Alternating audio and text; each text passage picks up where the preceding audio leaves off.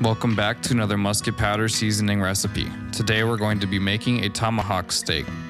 First, start by covering completely in musket powder black label seasoning. Transfer to an oven with a temperature probe and cook at 225 degrees Fahrenheit until the internal temperature has reached 120 degrees Fahrenheit.